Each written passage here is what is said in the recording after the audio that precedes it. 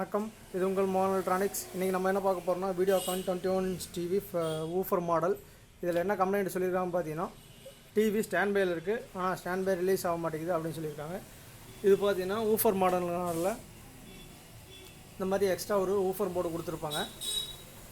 இது woofer board already கம்ப்ளைண்ட்டுங்கிறனால நான் தனியாக எடுத்து வச்சிட்டேன்.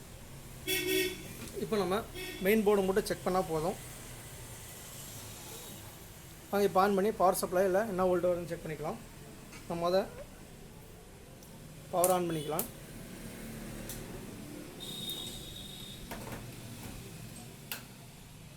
பார்த்தீங்கன்னா ஸ்டாண்ட் பையில் இருக்குது. நான் ஸ்டாண்ட் பை ரிலீஸ் பண்ணுறேன்.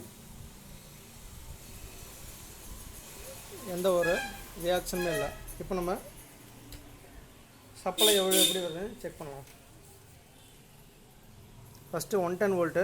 110 வோல்ட்டு பார்த்தீங்கன்னா 87 வோல்ட்டு தான் வருது, லோவாக இருக்குது. அடுத்து வரது பார்த்தீங்கன்னா அதுவும் நம்மளுக்கு லோவாக தான் வருது. இப்போ நான் ஸ்டாண்ட் பை ரிலீஸ் ஆனதுனால நம்மளுக்கு வோல்ட்டு கம்மியாக இருக்குதுன்னு நினைக்கிறேன். பாருங்கள், டியூனருக்கு போகிற 5 வோல்ட்டுக்கு 3.8 வோல்ட்டு வருது. அப்போ நான் மறுபடியும் ஆஃப் பண்ணி ஆன் பண்ணுறேன். ஸ்டாண்ட் பை ரிலீஸ் பண்ணாமல் வோல்ட் எப்படி வரும்னு செக் பண்ணலாம். இப்போ பாருங்கள், இப்போ நம்மளுக்கு 108 வோல்ட்டு 110லேயும் அதுலேயும் கம்மியாக தான் இருக்குது. இங்கே வர 8 வோல்ட்டு இதுவும் கம்மியாக தான் இருக்குது. ஆனால் இந்த இடத்துல பார்த்திங்கன்னா நம்மளுக்கு 24 வோல்ட்டு 27 வோல்ட்டு பக்கம் வரும். இதுலேயும் லோவாக தான் வருது. இது 12 வோல்ட்டு, இது கரெக்டாக தான் இருக்குது. இப்போ நான் ஸ்டாண்ட் பை ரிலீஸ் பண்ணால் எனக்கு 110 வோல்ட்டு லோ ஆகக்கூடாது. ஆனால் இப்போ பார்த்திங்கன்னா நம்மளுக்கு 110 வோல்ட்டு லோ ஆகுது. ஸோ இதுதான் ப்ராப்ளம்.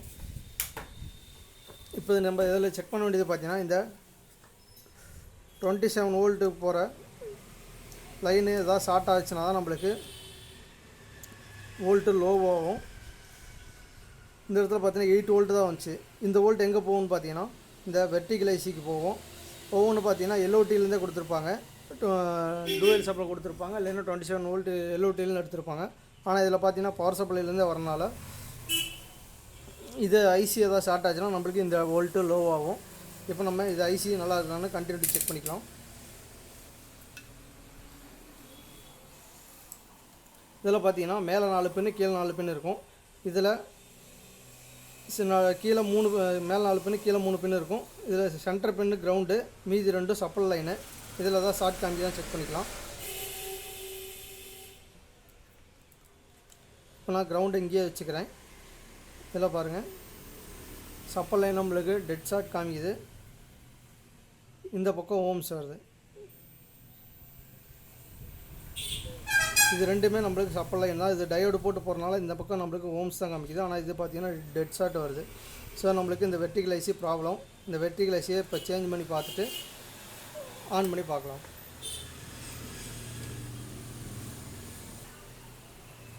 நான் இப்போ பார்த்தீங்கன்னா இந்த வெர்டிகல் ஐசியை ரிமூவ் பண்ணிட்டேன். சப்போஸ் உங்களுக்கு ஏதாவது டவுட் இருந்தால் கூட ஐசி கழட்டிட்டு ஆன் பண்ணி வோல்ட்டு என்ன வருதுன்னு செக் பண்ணிவிட்டு அப்புறம் சேஞ்ச் பண்ணுங்கள். இப்போ நான் வெர்டிகல் ஐசி ரிமூவ் பண்ணிட்டேன். இப்போ இந்த இடத்துல மறுபடியும் ஷார்ட் காம்பி தான் செக் பண்ணிக்கலாம்.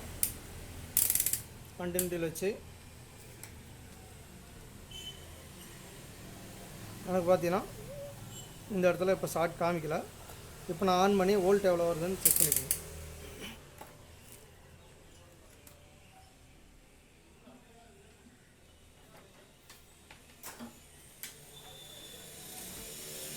பார்த்தீங்கன்னா பவர் ஆன் பண்ணிட்டேன். பார்த்தீங்கன்னா முன்னே 110 வோல்ட்டுக்கு 108 வோல்ட்டு பக்கம் தான் வந்துச்சு. ஸ்டாண்ட் பை ரிலீஸ் ஆனோன்னா 87 பக்கம் லோ ஆயிடுச்சு. இப்போ இந்த இடத்துல பார்த்தீங்கன்னா 28 வோல்ட்டு பக்கம் வந்துருச்சு. இந்த இடத்துல பார்த்தீங்கன்னா முன்னே 8 வோல்ட்டு தான் இருந்தது. ஸோ இப்போ வெர்டிகல் ஐசி ஷார்ட் ஆனதுனால அந்த ஐசிக்கு உண்டான லோடு சரியாக எடுக்கல. அதனால் நம்மளுக்கு மற்ற வோல்ட்டும் ட்ராப் ஆயிடுச்சு. பாருங்கள், இங்கேயே வோல்ட்டு வந்துடுச்சு. இப்போ நம்ம இந்த வெர்டிகல் ஸ்டாண்ட் பை ரிலீஸ் பண்ணால் நம்மளுக்கு சிங்கிள் லைன் வரும். டியூனர் வோல்ட்டுக்கு 5 வோல்ட் வந்துச்சுன்னா ஸ்டாண்ட் பை ரிலீஸ் ஆகிடுச்சுன்னு அர்த்தம். நம்ம ஸ்டாண்ட் பை ரிலீஸ் பண்ணிட்டேன், 5 வோல்ட் வந்துடுச்சு. இப்போ நம்ம பிக்சர் எப்படி வருதுன்னு செக் பண்ணிக்கலாம்.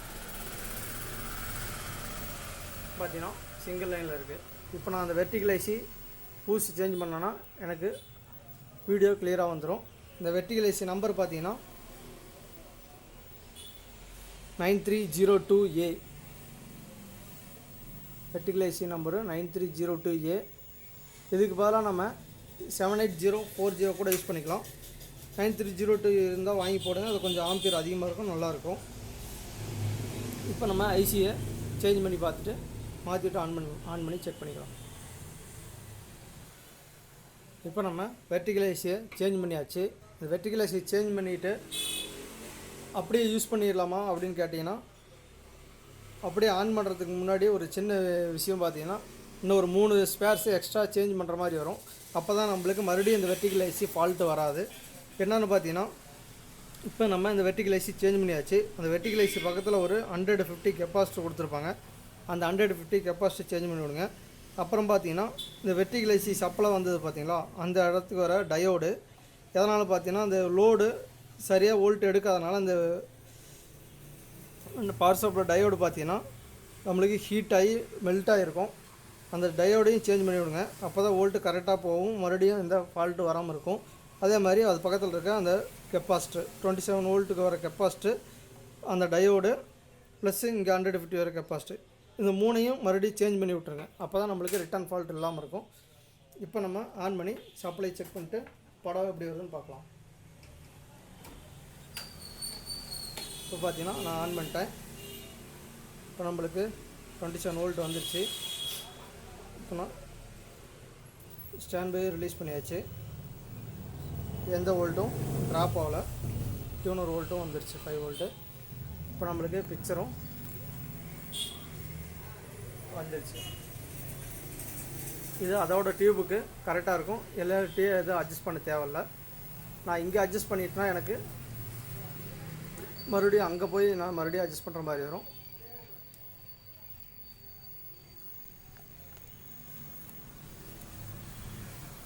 ஸோ ஒரு கம்ப்ளைண்ட் வந்தால் இப்படி தான் 1 by 1 செக் பண்ணிங்கன்னா உங்களுக்கு வேலை பார்க்குறதுக்கு ஈஸியாக இருக்கும், நம்மளும் ஈஸியாக கற்றுக்கலாம்.